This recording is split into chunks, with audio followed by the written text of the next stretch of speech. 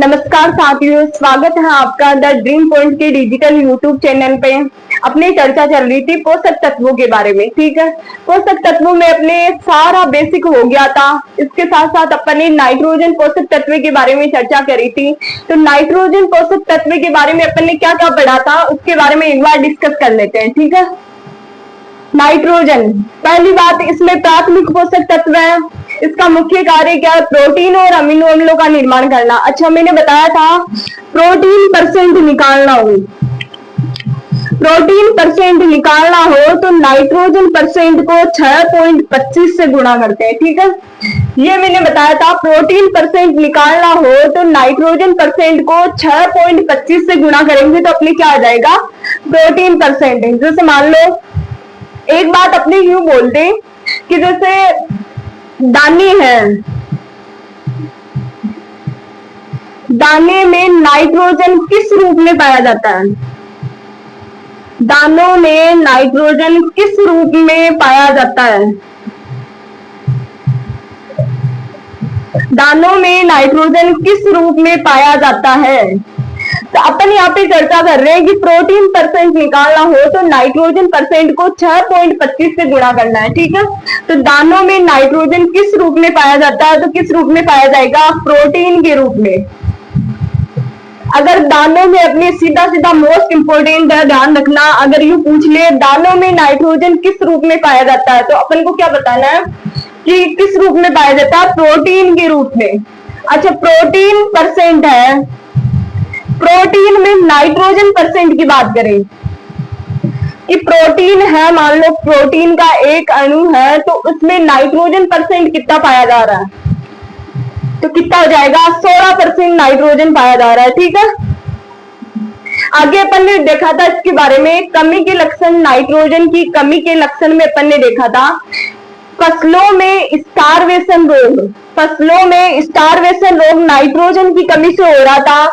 और कौन सा रोग हो रहा था? एक फूल गोभी में बटनिंग रोग, फूल गोभी में बटनिंग रोग नाइट्रोजन की कमी से हो रहा था। इसके अलावा खाद्यान्न की फसलों का वी आकार में मुड़ना, खाद्यान्न की फसलों का वी आकार में मुड़ना, ये भी नाइट्रोजन की कमी का लक्षण है। इसके साथ ही साथ नाइट्रोजन की कमी का लक्षण पुरानी पत्तियों पर क्लोरोसिस, पुरानी पत्तियों पर क्लोरोसिस किसकी कमी का लक्षण है? नाइट्रोजन की कमी का लक्षण है। ठीक है, कमी के लक्षण में अपन ने इतना डिस्कस किया था। इसके साथ इसके कार्य के बारे में अपन ने देखा था कि ये पोरफायरिन या क्लोरोसिस वर्णक के निर्माण में सहायक है। क्लोरोफिल वर्णक के निर्माण में सहायक है, क्लोरोफिल वर्णक के निर्माण में सहायक कौन है? नाइट्रोजन। अगर नाइट्रोजन और मैग्नीशियम दोनों अपने आ जाए तो मैग्नीशियम को फर्स्ट प्रायोरिटी देनी है, ध्यान रखना। क्लोरोसिस की बात आए, सॉरी क्लोरोफिल की बात आए, क्लोरोसिस तो हरिमा इंदा हो गई, क्लोरोफिल, क्लोरोफिल हिंदी में बोले तो इसको हरित लवक, हरित लवक के निर्माण में सहायक सबसे पहले मैग्नीशियम, और मैग्नीशियम अगर ऑप्शन में ना हो तो नाइट्रोजन। ठीक है, दोनों ऑप्शन में आए तो मैग्नीशियम को फर्स्ट प्रायोरिटी देनी है, ध्यान रखना। इसके अलावा अधिकता के बारे में देखा था अपन ने, नाइट्रोजन की अधिकता से होने वाले रोग, नाइट्रोजन की अधिकता से होने वाले रोग अपन ने दो पढ़ा था। आलू में होलो हार्ट रोग, आलू में होलो हार्ट रोग नाइट्रोजन की अधिकता से हो रहा है। फूल गोभी में होलो स्टेम रोग, आलू में होलो हार्ट रोग, आलू में होलो हार्ट रोग, और फूल गोभी में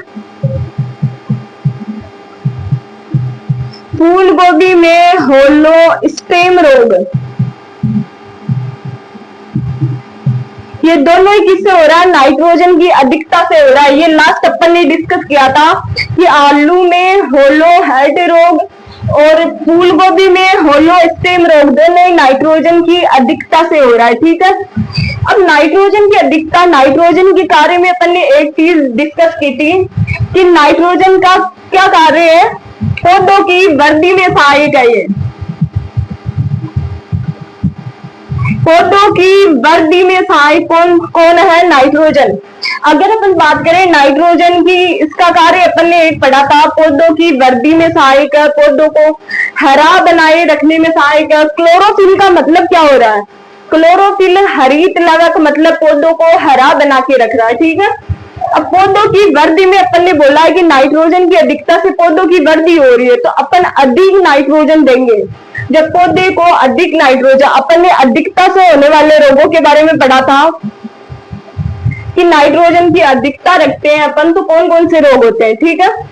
अब इसी में अपन ने डिस्कस किया था कि कार्यों के बारे में अपन ने देखा था कि पौधों की वृद्धि में सहायक है। तो पौधों की वृद्धि में अगर अपन नाइट्रोजन को अधिक मात्रा में देंगे, मतलब नाइट्रोजन की अधिकता रखेंगे, तो पौधों में क्या लक्षण देखने को मिलेगा? पौधों की वृद्धि अधिक होगी। पौधों में नाइट्रोजन अपन ज्यादा देते जाएंगे तो पौधों की वृद्धि अधिक होगी। पौधों की वृद्धि अधिक होगी, पौधों की वृद्धि अधिक होगी, जिसके कारण crop logging, crop logging, crop logging क्या होता है? क्रॉप लॉगिंग, पौधों की वृद्धि अधिक नाइट्रोजन देंगे तो पौधों की वृद्धि अधिक होगी, पौधों की वृद्धि अधिक होगी तो पौधों में क्या विकार उत्पन्न होगा? Crop logging. क्रॉप लॉगिंग मतलब क्रॉप लॉगिंग के बारे में अपन चर्चा करते हैं। क्रॉप लॉगिंग क्या होता है? पौधों की वृद्धि अधिक हो रही है तो उसमें क्या होगा कि पौधा नीचे गिरने लगता है, पौधा ज्यादा लंबा हो जाएगा। ध्यान रखना, क्रॉप लॉगिंग भी किसकी कमी से हो रहा है? नाइट्रोजन की अधिकता से। नाइट्रोजन की अधिकता से क्रॉप लॉगिंग हो रहा है। एक ये विकार भी ध्यान रखना, फसलों में क्रॉप लॉगिंग नाइट्रोजन की अधिकता से हो रहा है, ठीक है। तो क्रॉप लॉगिंग का मतलब क्या है? पौधों की वृद्धि बढ़ने के कारण, पौधों की वृद्धि बढ़ने के कारण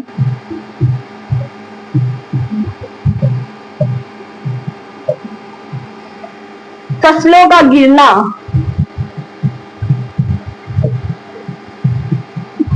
मतलब पौधे की लंबाई अधिक होने लगेगी तो अपने आप ही तने नीचे की ओर झुकने लगते हैं। इसी को अपन क्या बोलते हैं? क्रॉप लॉगिंग, जो मुख्यतः किसकी अधिकता से हो रहा है? नाइट्रोजन की अधिकता से, ठीक है। और एक अपन बात करें जैसे दलहनी फसलों में, दलहनी फसलों की जड़ें क्या कार्य करती है?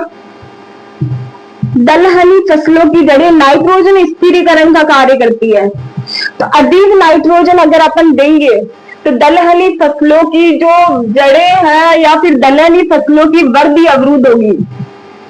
इसीलिए ध्यान रखना, दलहनी फसलों में नाइट्रोजन बहुत कम मात्रा में दिया जाता है या फिर दिया ही नहीं जाता है। दलहनी फसलों की जड़ों में गांठें पाई जाती है।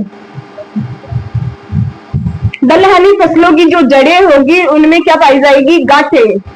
और वो गांठें, उनमें राइजोबियम बैक्टीरिया पाया जाएगा जो अपने आप वायुमंडल से नाइट्रोजन का स्थिरीकरण करेगा, ठीक है। जिससे क्या होगा? दलहनी फसलों में अगर अपन नाइट्रोजन की मात्रा अधिक देंगे तो नाइट्रोजन की मात्रा अधिक होने के कारण उनकी वृद्धि भी अवरुद्ध हो सकती है, ठीक है। ये अधिकता, कमी के लक्षण, कार्य, नॉर्मल इंट्रोडक्शन, नाइट्रोजन अपने कंप्लीट हो गया, ठीक है। अब अपन चर्चा करते हैं प्राथमिक पोषक तत्व अपन ने स्टार्ट किए थे, जिसमें से अपने नाइट्रोजन कंप्लीट हो चुका है। अपन आगे पढ़ेंगे फास्फोरस के बारे में, ठीक है। फास्फोरस, अच्छा फास्फोरस के बारे में अपन नॉर्मल इंट्रोडक्शन की बात करें तो फास्फोरस पोषक तत्व में अपने वर्गीकरण में जितनी भी जगह अपन ने फास्फोरस के बारे में पढ़ा है वो एक बार फिर से डिस्कस करते हैं कि फास्फोरस कैसा पोषक तत्व है। वर्गीकरण में अपन ने देखा था कि अलग अलग प्रकार से फास्फोरस आ रहा था, कभी धनायन ऋणायन के रूप में, ठीक है। तो उस हिसाब से अपन ने वर्गीकरण पूरा पढ़ा था, एक बार फिर से डिस्कस कर लेते हैं ताकि अपने बार बार चीजें रिवाइज होती जाए, ठीक है।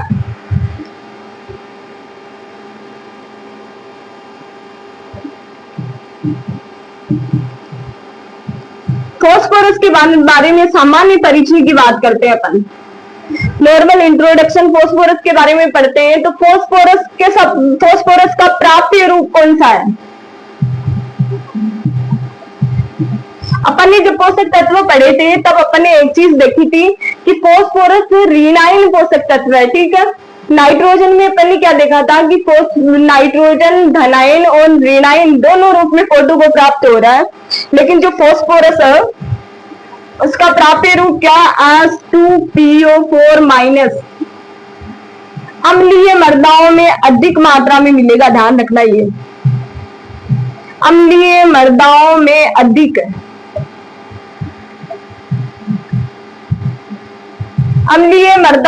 अधिक मिलने वाला पोषक तत्व कौन सा है? H2PO4 इसका रूप है जो अम्लीय मृदाओं में अधिक मात्रा में मिलता है, ठीक है। ये प्राप्य रूप है। इस रूप में पौधे इसको क्या करेंगे? ग्रहण करेंगे, ठीक है। एक चीज मैंने बताई थी, चलो ये प्राप्य रूप के आधार पर हो गया। प्राप्य रूप के आधार पर अपन देख रहे हैं H2PO4- के रूप में प्राप्त हो रहा है, तो माइनस आ गया, मतलब कौन सा पोषक तत्व हो गया? ये आयन के आधार पर बोले तो ऋणायन पोषक तत्व है, ठीक है। आयन के आधार पर बोले तो फॉस्फोरस ऋणायन पोषक तत्व है। जुड़ने के आधार पर अपन ने पोषक तत्व पढ़ा था, तो जुड़ने के आधार पर मतलब क्या हो रहा है? मैंने क्या बताया था कि आज इसके साथ में क्या जुड़ेंगे? हाइड्रोजन या ऑक्सीजन जिन पोषक तत्वों के साथ जुड़ते हैं वो सारे के सारे पोषक तत्व कैसे हो जाएंगे? संयुक्त पोषक तत्व। तो इसके साथ देखो फॉस्फोरस तो यही है केवल, इसके साथ हाइड्रोजन भी जुड़ा हुआ है, ऑक्सीजन भी जुड़ा हुआ है, तो ये क्या हो गया? संयुक्त पोषक तत्व। आयन के आधार पर ऋणायन, जुड़ने के आधार पर संयुक्त। धातु के आधार पर अपन ने एक चीज देखी थी, NPSClMoB। ये जो 6 पोषक तत्व हैं ये कौन से हैं? अधात्विक पोषक तत्व। तो इनमें नाइट्रोजन, फॉस्फोरस भी अधात्विक पोषक तत्वों में आ गया, ठीक है। अधात्विक पोषक तत्व अपन एक बार पढ़ चुके हैं, इनके बारे में सब साथ में लिख चुके हैं, लेकिन जैसे जैसे अपन पोषक तत्व पढ़ेंगे इनके साथ साथ सारा डिवाइडेशन जो भी अपन ने किया था उनके बारे में एक बार फिर से चर्चा करेंगे, ठीक है। अधात्विक पोषक तत्व चालकता के आधार पर, मृदा में चालकता के आधार पर के साथ आइए, मृदा में चालकता के आधार पर पोषक तत्व के साथ मैंने आपको बताया था फॉस्फोरस और जिंक। फॉस्फोरस और जिंक इन दोनों की जोड़ी है, ध्यान रखना। तो ये क्या कर रहे हैं? मृदा में अचालक तत्व फॉस्फोरस और जिंक मोस्ट इंपोर्टेंट बताया था मैंने, बार बार बताया था, एक बार फिर से याद रख लो इसको। फॉस्फोरस और जिंक मृदा में अचालक तत्व है, तो फॉस्फोरस क्या हो गया? मृदा में अचालक। और पौधों में चालकता के आधार पर बात करें तो पौधों में चालकता के आधार पर अपन ने देखा था जिन पोषक तत्वों की कमी पौधे की पुरानी पत्तियों पर दिखती है, जिन पोषक तत्व की कमी पौधे की निचली या पुरानी पत्तियों पर दिखती है वो सारे के सारे पोषक तत्व अधिक चालक होंगे। पौधे की बात हो रही है, पौधे में अधिक चालक तत्व है ये। पौधे में चालकता की बात करें तो अधिक चालक है, और मृदा में चालकता की बात करें तो अचालक है, ठीक है। आयन के आधार पर हो गया, जुड़ने के आधार पर हो गया, धातु के आधार पर हो गया, मृदा और पौधों में चालकता के आधार पर हो गया। अब कौन सा बच रहा है? कार्य के आधार पर अपन ने पढ़ा था, तो उसमें एक कैसा पोषक तत्व बताइए? N, P और S। कार्य के आधार पर कल ही बताया था मैंने, N, P और S कैसे पोषक तत्व? संरचनात्मक या ऊर्जा नियामक तत्व है। संरचनात्मक या ऊर्जा नियामक तत्व कौन से है? ऊर्जा नियामक, संरचनात्मक और ऊर्जा नियामक पोषक तत्वों के बारे में अपन ने 3 पोषक तत्व पढ़े थे इसमें, नाइट्रोजन, फॉस्फोरस और सल्फर। तो कार्य के आधार पर संरचनात्मक और ऊर्जा नियामक हो गया। इसके अलावा मुख्य पोषक तत्व है ही है, मुख्य पोषक तत्व में प्राथमिक पोषक तत्व की कैटेगरी में आ रहा है, ठीक है। ये अपने फॉस्फोरस के बारे में हो गया। फॉस्फोरस के बारे में नॉर्मल इंट्रोडक्शन की बात करें तो H2PO4 रूप में, ये रिनाइल रूप में पौधों को प्राप्त हो रहा है, ठीक है। अम्लीय मृदाओं में इसकी उपलब्धता अधिक होगी। रिनाइल रूप में प्राप्त हो रहा है, संयुक्त पोषक तत्व है, अधात्विक पोषक तत्व है। मृदा में चालकता की बात करें तो अचालक तत्व है, और पौधों में चालकता की बात करें तो अधिक चालक तत्व है, ठीक है। और कार्य के आधार पर बात करें तो संरचनात्मक और ऊर्जा नियामक तत्व है, ठीक है। अपने ये पहले पढ़ चुका है, इसमें नया कुछ भी नहीं है, पहले पढ़ चुके हैं अपन इसको, बट ये बार बार अपन इसको देखेंगे तो आपकी रिवीजन अच्छा होता जाएगा साथ साथ में, है ना।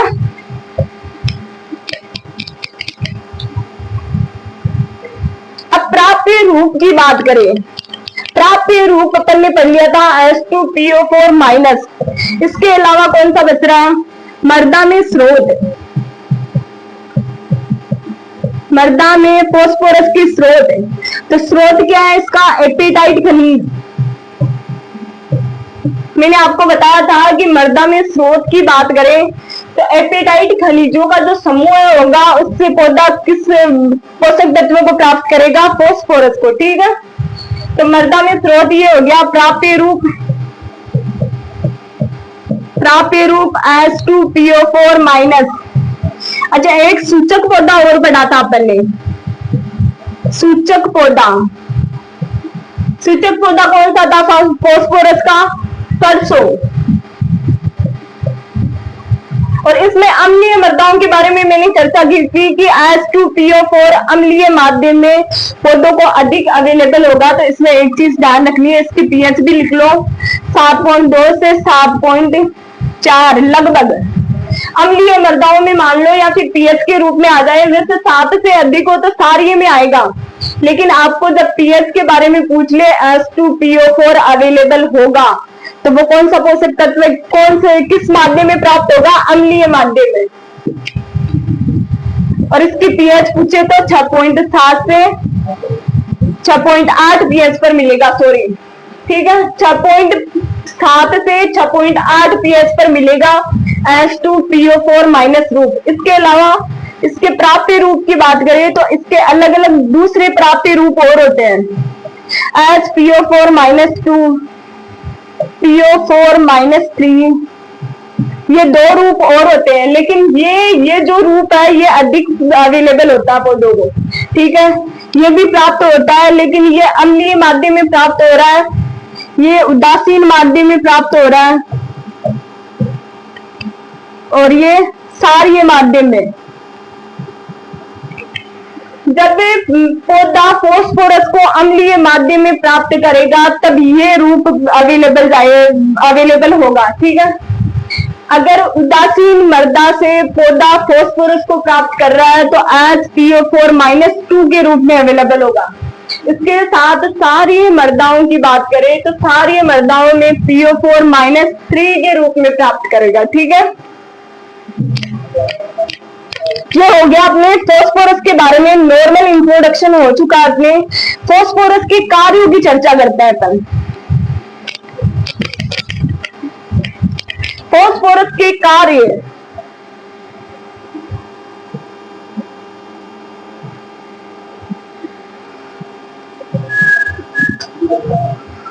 अच्छा, फॉस्फोरस का सबसे मोस्ट इंपोर्टेंट जो कार्य है वो ये है कि इसको पौधे की ऊर्जा मुद्रा भी कहते हैं, पौधे की ऊर्जा मुद्रा।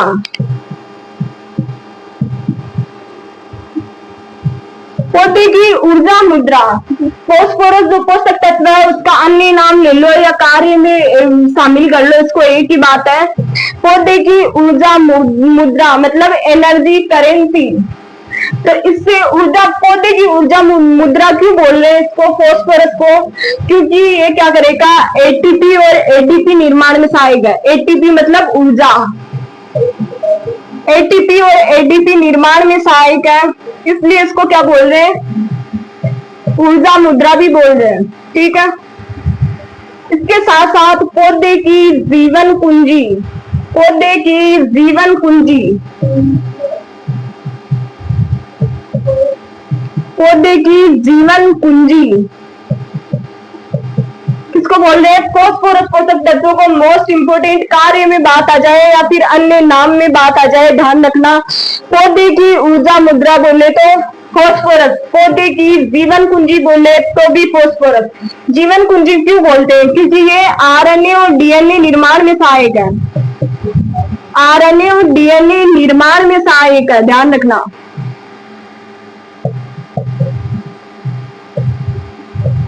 और फॉस्फोरस का क्या कार्य है, कोशिका विभाजन में, यहाँ पे ध्यान रखना, जो भी मैं कार्य करवा रही हूँ सारे के सारे इंपोर्टेंट है, एक भी कार्य को छोड़ना नहीं है। कोशिका विभाजन में सहायक पोषक तत्व है,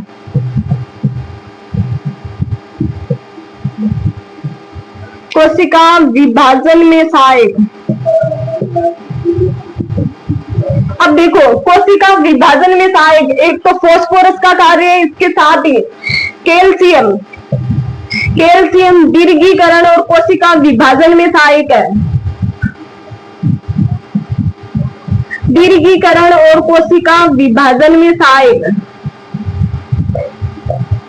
दीर्घीकरण और कोशिका विभाजन में सहायक कौन सा पोषक तत्व है, एक तो कोशिका विभाजन में सहायक पोषक तत्व फॉस्फोरस है, इसके साथ साथ कैल्शियम का भी क्या कार्य है, दीर्घीकरण और कोशिका विभाजन करना। कैल्शियम का कार्य भी दीर्घीकरण और दीर्घीकरण और कोशिका विभाजन करना है, ठीक है, ये भी इंपॉर्टेंट है, ध्यान रखना। और कैल्शियम भी, कैल्शियम का कार्य भी यही है, दीर्घीकरण और कोशिका विभाजन करना।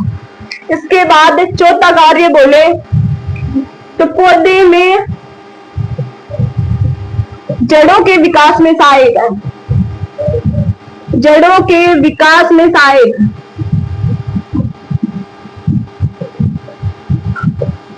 अच्छा, ये क्या करेगा, पौधों की जड़ों का विकास करेगा और अप्रत्यक्ष रूप से पौधे को सूखा सहनशील क्षमता प्रदान करेगा, अप्रत्यक्ष रूप से, अप्रत्यक्ष रूप से सूखा सहनशील क्षमता,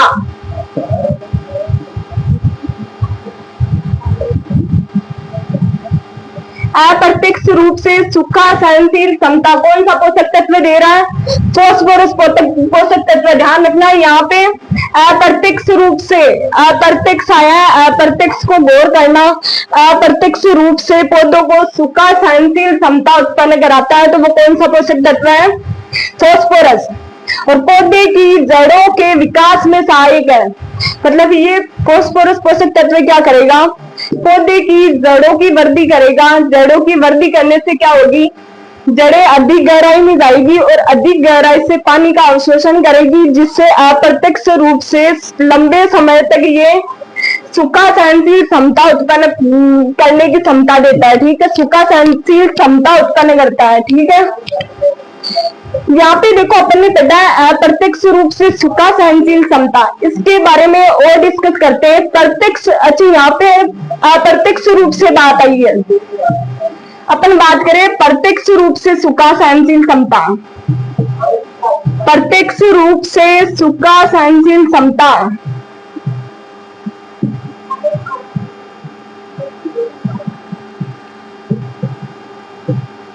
प्रत्यक्ष रूप से सूखा सहनशील क्षमता की बात आए तो पोटेशियम होगा, अप्रत्यक्ष रूप से सूखा सहनशील क्षमता की बात आए तो वो फॉस्फोरस होगा, ध्यान रखना।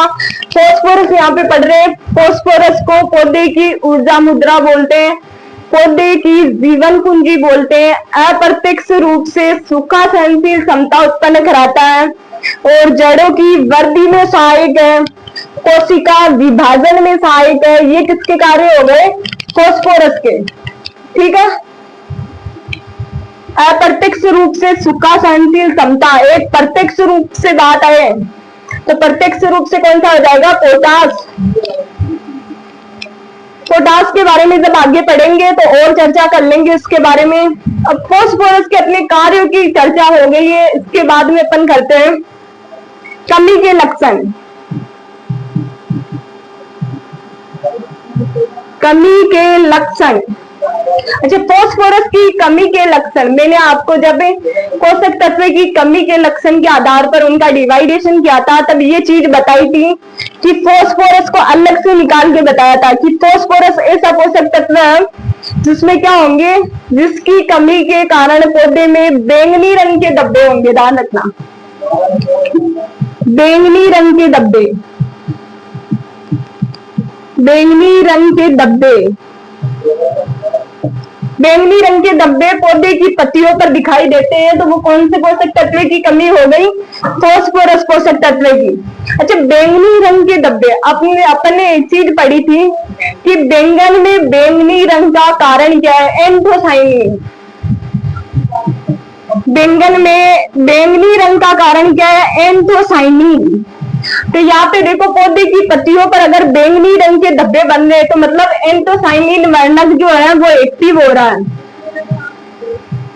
एंथोसाइनिन वर्णक के कारण पौधे में, मतलब एंथोसाइनिन वर्णक के कारण, एंथोसाइनिन वर्णक की अधिकता के कारण, एंथोसाइनिन वर्णक की अधिकता से क्या होगा? बैंगनी रंग के धब्बे बनेंगे पौधे पे।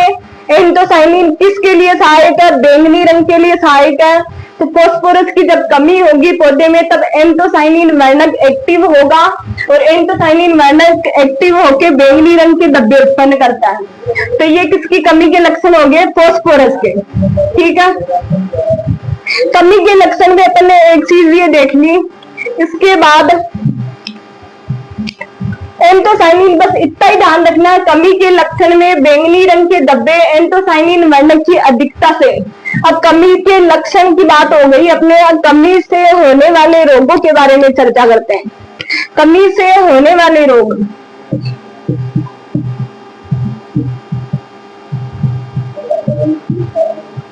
कमी से होने वाले रोग।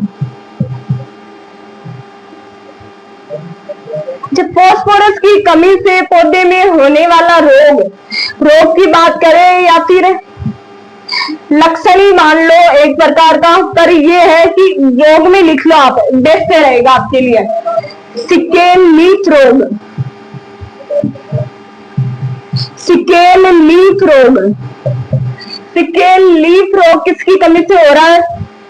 फास्फोरस की कमी से सिकेल लीफ रोग। अपन एक चीज पढ़ते हैं, सिकेल का मतलब क्या होता है? सिकेल मतलब हंसियाकार, सिकेल मतलब हंसियाकार। अपन जब एनिमल हस्बेंड्री में जाते हैं तो हंसियाकार सिंग, हंसियाकार सिंग कौन सी देश की विशेषता थी? सूरती, सूरती जो बेस है उसकी विशेषता थी हंसियाकार सिंग। और अपने एग्रोनॉमी में बात करें, हंसियाकार पत्तियां हो रही है।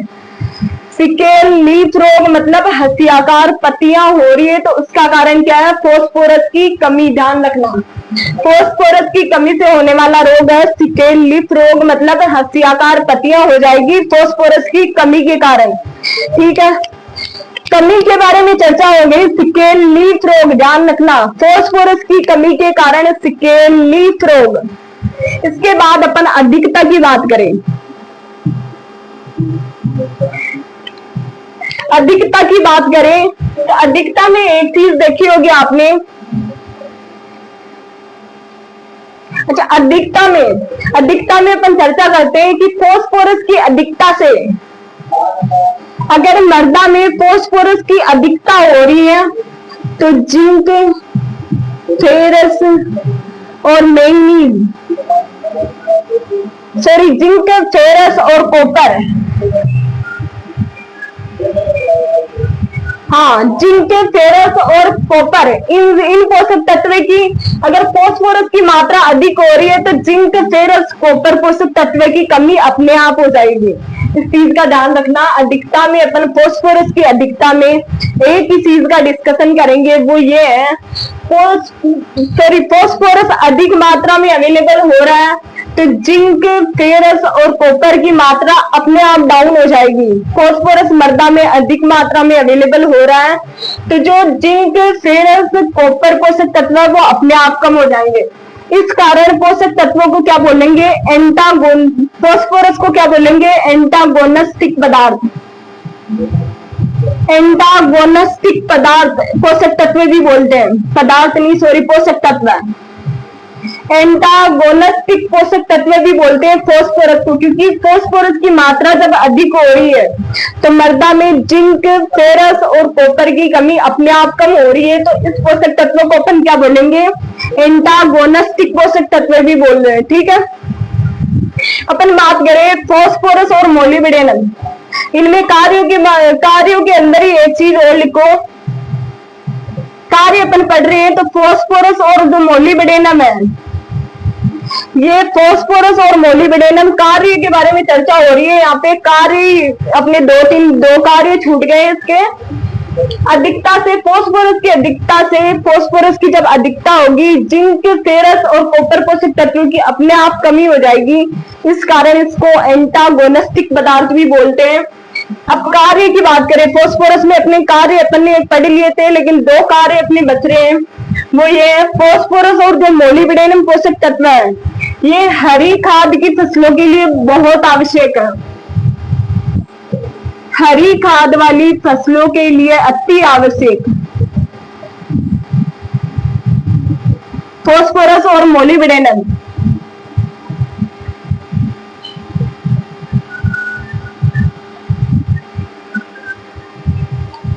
इसके अलावा फास्फोरस क्या काम कर रहा है? बीज की आकार और आकृति बनाने में किसका योगदान है?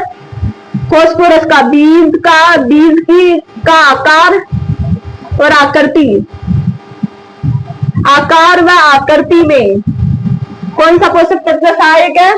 फास्फोरस। ठीक है, तो अधिकता से कमी के लक्षण कार्य अपने इतना डिस्कस कर लिया था, ये अपने फास्फोरस पोषक तत्व हो चुका है। ठीक है, अपन ने कार्य के बारे में चर्चा कर ली, पोषक तत्व की कमी से होने वाले रोगों के बारे में चर्चा कर ली, कमी के लक्षण और अधिकता के बारे में चर्चा कर ली। ठीक है, फास्फोरस अपने कंप्लीट हो चुका है। फास्फोरस में ध्यान रखने वाली चीज यही है, पौधे की ऊर्जा मुद्रा और पौधे की जीवन कुंजी कौन सा पोषक तत्व है? फास्फोरस। और कमी के लक्षणों में बैंगनी रंग के धब्बे। ठीक है, आगे अपन चर्चा करते हैं पोटेशियम पोषक तत्वों के बारे में। पोटेशियम पोषक तत्वों के बारे में चर्चा करें, पोटेशियम का नॉर्मल इंट्रोडक्शन। ठीक है, जितना अपन पहले पढ़ चुके हैं वही एक बार फिर से डिस्कस करते हैं पोटेशियम के बारे में। तो पोटेशियम आयन के आधार पर कौन सा पोषक तत्व है? आयन के आधार पर अपन ने एक चीज देखी थी, के प्लस आयन के रूप में मृदा में प्राप्त रूप, जड़ों को प्राप्त होने वाला रूप पोटेशियम का कौन सा है? के प्लस रूप है। ठीक है, के प्लस बोले तो धनायन। ठीक है, धनायन रूप में पौधों की जड़ों को प्राप्त हो रहा है कौन सा पोषक तत्व? पोटेशियम। धनायन रूप में प्राप्त हो रहा है जुड़ने के आधार पर। यहाँ पे देखो के अकेला ये इसके साथ ना हाइड्रोजन जुड़ा हुआ है ना ऑक्सीजन जुड़ा हुआ है, तो ये कौन सा पोषक तत्व हो जाएगा? असंयुक्त।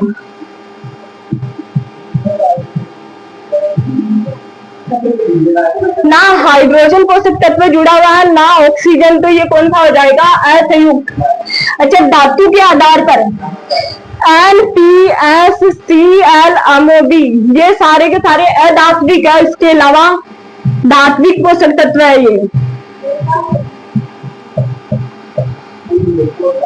धात्विक पोषक तत्व है क्योंकि NPSCl इसके बारे में अपन ने देखा था, ये अधात्विक है और बाकी के सारे धात्विक पोषक तत्व है। ठीक है, जुड़ने के आधार पर हो गया, अपने धातु के आधार पर हो गया, प्राप्त रूप के आधार पर हो गया, उसके बाद चालकता के आधार पर, मृदा में चालकता के आधार पर, मृदा में चालकता के आधार पर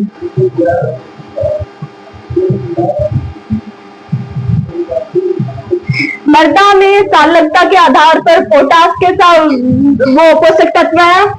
मृदा में चालकता के आधार पर पोटास कैसा है? कम चालक या मध्यम चालक बोल लो। क्योंकि मैंने एक चीज बताई थी, जो अधिक चालक तत्व होंगे पोटास, जो अधिक चालक तत्व होंगे मृदा में अधिक चालक तत्व, वो नाइट्रेट, सल्फेट, बोरोन, क्लोरीन और मैंगनीज, ये इतने पोषक तत्व है वो अधिक चालक तत्व है। इसके साथ साथ मृदा में चालकता के आधार पर मध्यम चालक हो गया फास्फोरस और जिंक, अचालक, मृदा में अचालक तत्व है, ठीक है। पौधों में चालकता के आधार पर, पौधों में चालकता के आधार पर, पौधों में चालकता के आधार पर पोटास कैसा उर्वरक, कैसा पोषक तत्व अपन ने पढ़ा था, NPK, MgO, जिनकी कमी के लक्षण पुरानी पत्तियों पर प्रकट हो रहे हैं, वो पौधों में अधिक चालक तत्व है, ठीक है। तो ये हो गया अपने अधिक चालक, किसके आधार पर, पौधों में चालकता के आधार पर, ठीक है। असंयुक्त धात्विक, मृदा में चालकता, पौधों में चालकता। अब इसमें आगे देखते हैं अपन, चालकता के आधार पर हो गया, जुड़ने के आधार पर, धातु के आधार पर, आयन के आधार पर। अब बच रहा अपने प्राप्य रूप की बात कर लेते हैं। इसकी प्राप्य रूप अभी अभी बताया था K+ के रूप में। सूचक पौधे की बात करते हैं। सूचक पौधा कौन सा हो जाएगा, आलू। अपन पहले पढ़ चुके हैं सूचक पौधा एक साथ, लेकिन अब पोषक तत्वों के साथ साथ पढ़ते हैं आलू, ठीक है। सूचक पौधा पोटेशियम का सूचक पौधा आलू। और मृदा में स्रोत की बात करें, मृदा में स्रोत की बात करें तो मृदा में पोटेशियम का क्या स्रोत है, पहले ही बताया था मैंने, फेल्सपारक और माइका।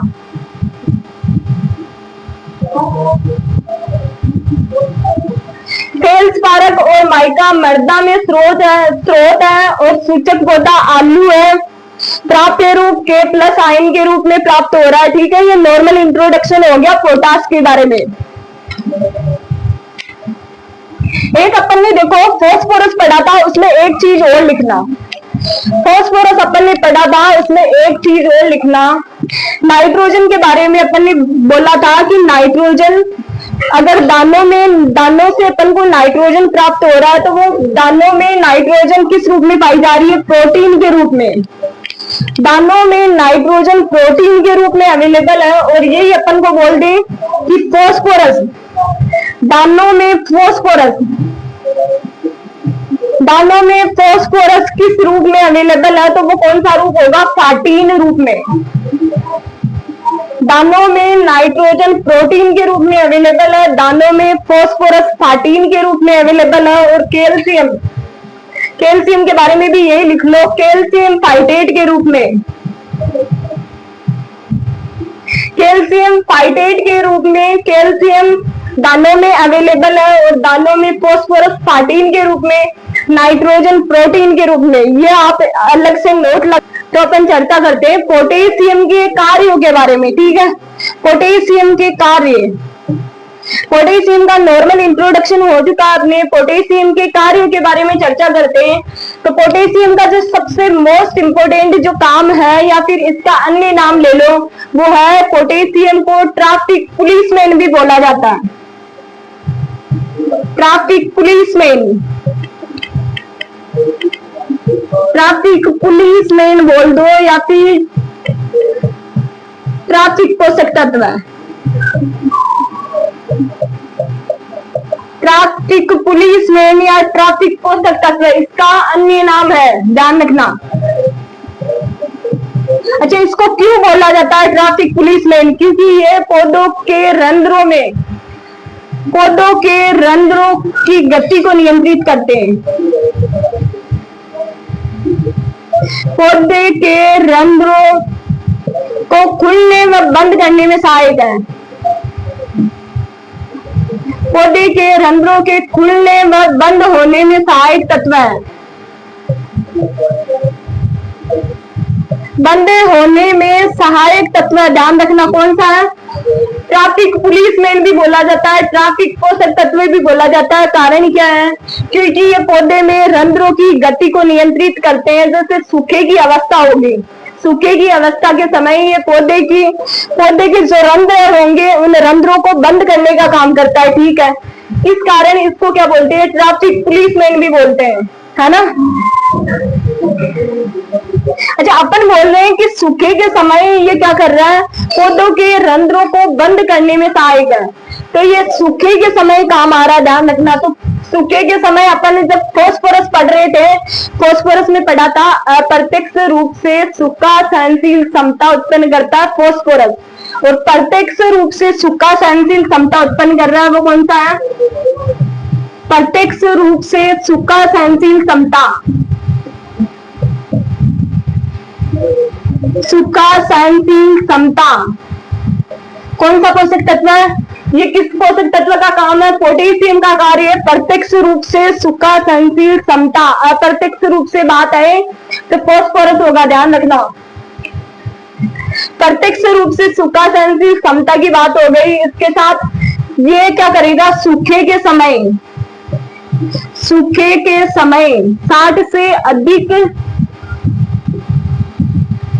60 से अधिक एंजाइमों को स्रावित करता है, 60 से अधिक एंजाइमों को स्रावित करता है, जिससे क्या होती है, पौधे की रक्षा होती है, ध्यान रखना। सूखे के समय 60 से अधिक एंजाइमों को स्रावित करता है, जिसके कारण क्या होगा, ये काम भी किसका है, पोटेशियम का, और इसके कारण क्या होगा, पोटेशियम में पौधे में सूखा सहनशील क्षमता उत्पन्न होगी, ठीक है। इसके साथ ही ध्यान रखना, ट्रैफिक पुलिस में ट्रैफिक पोषक तत्व है, क्योंकि ये रंध्रों की गति को नियंत्रित करते हैं। इसके अलावा इसका दूसरा काम क्या है, गुणवत्ता युक्त पोषक तत्व कहा जाता है इसको, गुणवत्ता युक्त पोषक तत्व। अच्छा, गुणवत्ता ये भी अन्य नाम में ऐड कर लो इसको, अन्य नाम। गुणवत्ता युक्त पोषक तत्व क्यों बोलते हैं, क्योंकि ये जो ये पोषक तत्व है वो फलों के रंग में, सब्जियों की गुणवत्ता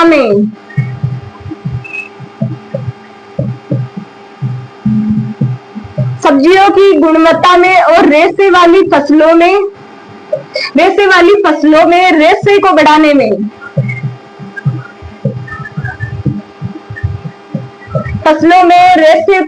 में, और इसके साथ ही साथ तंबाकू में, ये मोस्ट इंपोर्टेंट है, तंबाकू में दहन क्षमता बढ़ाने में,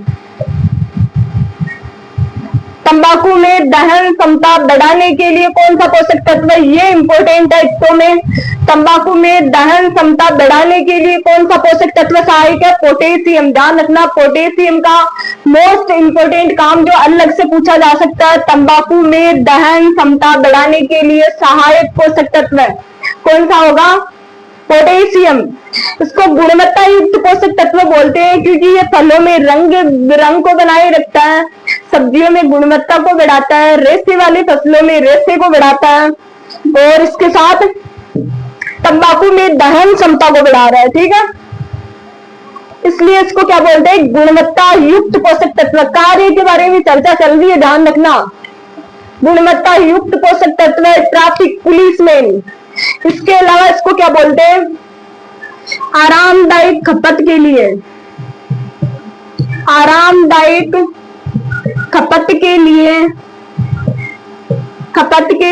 आवश्यक तत्व है।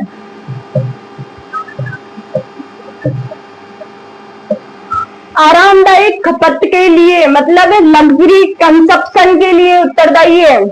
कौन सा पोषक तत्व, पोटेशियम। लग्जरी कंजप्शन के लिए उत्तरदायी तत्व है कौन सा, पोटेशियम। आरामदायक खपत है मतलब ये पौधों को आराम से अवेलेबल होगा, इसको ज्यादा नुकसान, पौधे को इससे ज्यादा नुकसान नहीं होगा, और स्टार्च वाली फसलों के लिए आवश्यक है। स्टार्च वाली फसलों के लिए अति आवश्यक, स्टार्च वाली फसलों के लिए अति आवश्यक पोषक तत्व है ये कौन सा, पोटेशियम। स्टार्च वाली फसलों के लिए, स्टार्च वाली फसलें कौन कौन सी है, केला, चुकंदर,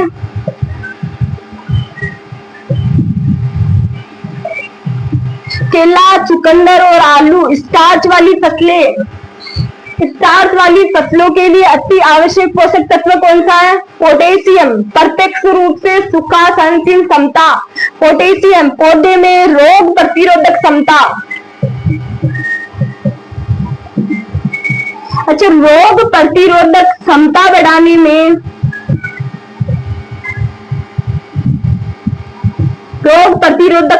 बढ़ाने में सहायक है।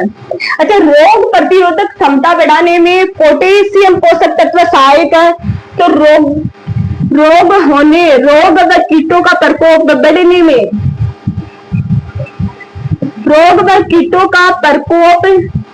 बढ़ने में सहायक तत्व कौन सा है? अगर पौधे में रोग और कीटों का प्रकोप बढ़ रहा है तो उसका कारण क्या होगा? नाइट्रोजन की अधिकता। ध्यान रखना, नाइट्रोजन की अधिकता में एक चीज और ऐड कर लो। ये नाइट्रोजन की अधिकता से क्या हो रहा है? पौधे में रोग व कीटों का प्रकोप अधिक होगा। नाइट्रोजन की अगर अपन अधिक मात्रा देंगे तो पौधों में रोग और कीटों की मात्रा अधिक होगी। साथ ही साथ रोग प्रतिरोधक क्षमता कौन सा पोषक तत्व उत्पन्न कर रहा है? पोटाश। स्टार्च वाली फसलों के लिए अति आवश्यक है। आरामदायक खपत के लिए, रोग प्रतिरोधक क्षमता के लिए। एक दो कार्य और बच रहे अपने।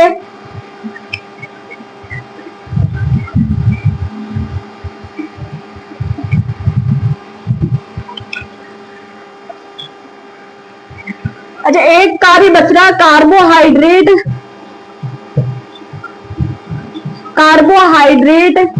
व स्टार्च निर्माण में सहायक। स्टार्च निर्माण में सहायक तत्व है। कार्बोहाइड्रेट और स्टार्च निर्माण में सहायक तत्व कौन सा है? पोटेशियम। जो अपन कार्बोहाइड्रेट और स्टार्च की बात कर रहे हैं तो इसमें जो बोरॉन पोषक तत्व है उसका कार्य भी यही है, सेम। कार्बोहाइड्रेट और स्टार्च निर्माण में सहायक पोटाश भी है और बोरॉन भी है। दोनों पोषक तत्व कार्बोहाइड्रेट और स्टार्च का निर्माण करते हैं। ठीक है, ये हो गए अपनी पोटेशियम के कार्य। पोटेशियम के कार्यों में अपन ने सबसे पहले देखा था ट्रैफिक पुलिसमैन बोला जाता है, क्योंकि ये रंध्रों की गति को नियंत्रित करता है। सूखे के समय 4 से अधिक एंजाइमों को प्रेरित करता है। सूखा सहनशील क्षमता बढ़ाने में सहायक है। इसके साथ ही साथ रोग प्रतिरोधक क्षमता बढ़ाने में सहायक तत्व है। गुणवत्ता युक्त पोषक तत्व है। आरामदायक खपत के लिए आवश्यक तत्व है। कार्बोहाइड्रेट और स्टार्च निर्माण में सहायक है और स्टार्च वाली फसलों के लिए अति आवश्यक पोषक तत्व है। ठीक है, तो पोटेशियम के कार्य अपन ने पूरे डिस्कस कर लिए। अब पोटेशियम की कमी के लक्षण।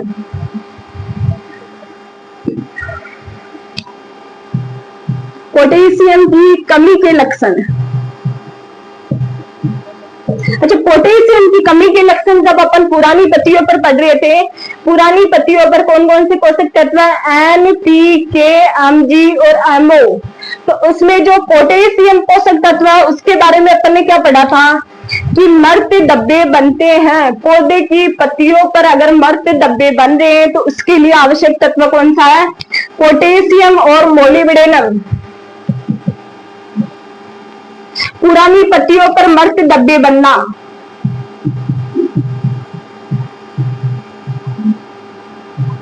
पुरानी पत्तियों पर मर्त धब्बे बनना।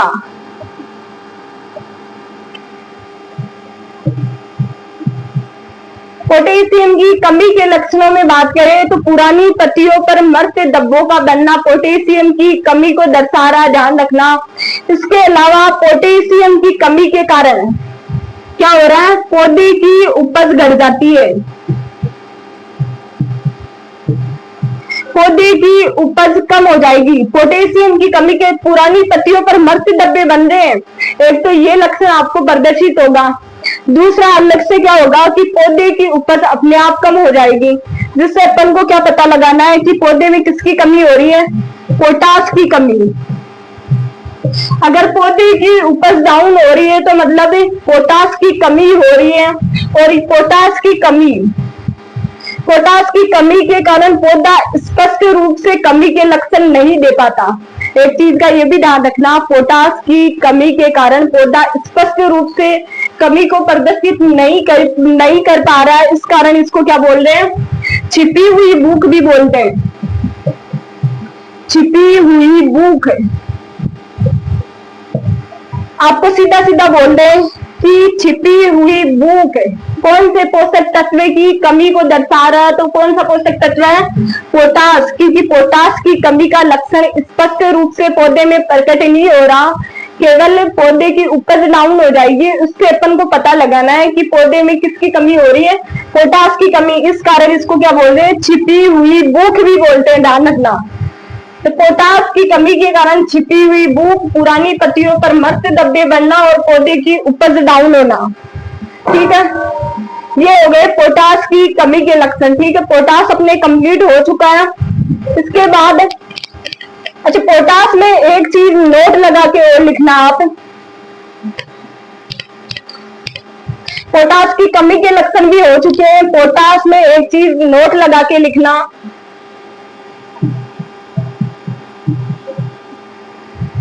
कि पोटास एकमात्र ऐसा पोषक तत्व है जो किसमें सहायक है, कोशिका द्रव्य में पाया जाएगा। ध्यान रखना, पोटास कोशिका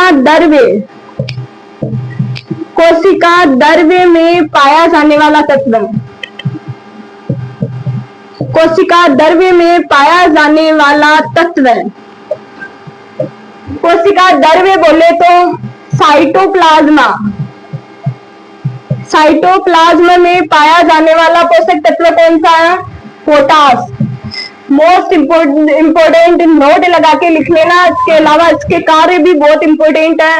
और छिपी हुई भूख पोटास की कमी के कारण, तो नोट लगा के कोशिका द्रव्य में मतलब साइटोप्लाज्म में पाया जाने वाला तत्व कौन सा है, पोटास। अगर यहीं पे अपन साइटोप्लाज्म से बात करें, प्रोटोप्लाज्म, प्रोटोप्लाज्म मतलब जीव द्रव्य, यहाँ पे बात हो रही है कोशिका द्रव्य में पाया जाने वाला तत्व कौन सा, पोटास। वही प्रोटोप्लाज्म मतलब जीव द्रव्य, जीव द्रव्य में पाया जाने वाला पोषक तत्व कौन सा, जीव द्रव्य में पाया जाने वाला तत्व,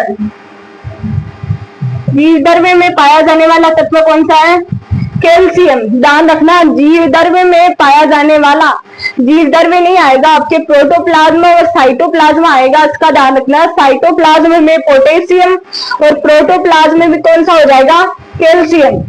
ठीक है, तो पोटेशियम कंप्लीट हो गया अपने, नाइट्रोजन कंप्लीट हो गया, इसके अलावा फॉस्फोरस कंप्लीट कर दिया अपन ने। आगे अपन चर्चा करते हैं